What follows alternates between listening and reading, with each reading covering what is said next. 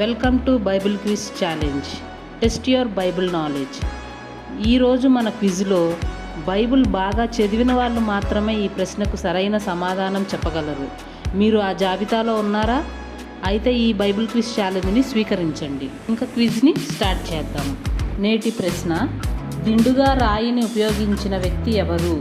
Option A ఏసావు, option B ఇర్మియా, option C మోషే, ఆప్షన్ డి యాకోబు. సరైన సమాధానాన్ని కామెంట్స్లో తెలుపగలరు.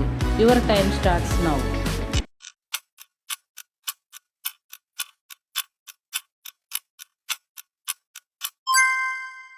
సరైన సమాధానం ఆప్షన్ డి యాకోబు. బైబిల్ రిఫరెన్స్: ఆదికాండము 28వ అధ్యాయం 11వ వచనం మరియు 12వ వచనం. హారాను వైపు ప్రయాణిస్తున్నప్పుడు యాకోబు ఒక రాయిని దిండుగా పెట్టుకొని నిద్రించాడు. ఇది అసౌకర్యమైన పరిస్థితుల్లో కూడా దేవుని ఏర్పాటుపై అతను ఉంచిన విశ్వాసాన్ని, వినయాన్ని చూపిస్తుంది. ఆ రాత్రి యాకోబుకు దేవుడు అద్భుతమైన దర్శనం ఇచ్చి తన సన్నిధిని మరియు వాగ్దానాన్ని తెలియజేశాడు. ఈ వినయపూర్వకమైన సంఘటన దేవునితో అతనికి జరిగిన గొప్ప అనుభవానికి ముందుమాటగా నిలిచింది.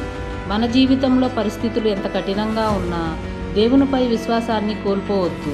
యాకోబు రాయిని దిండుగా పెట్టుకొని నిద్రించినా దేవుడు అతన్ని విడిచిపెట్టలేదు. అలాగే మనం కూడా దేవునిపై నమ్మకం ఉంచితే ఆయన సరైన సమయంలో తన మార్గాన్ని చూపించి మన జీవితాన్ని ఆశీర్వదిస్తాడు. కాబట్టి ప్రతి పరిస్థితుల్లో దేవునిపై ఆధారపడి విశ్వాసంతో ముందుకు సాగుదాం. ఈ ప్రశ్నకు మీ సమాధానం సరైందా?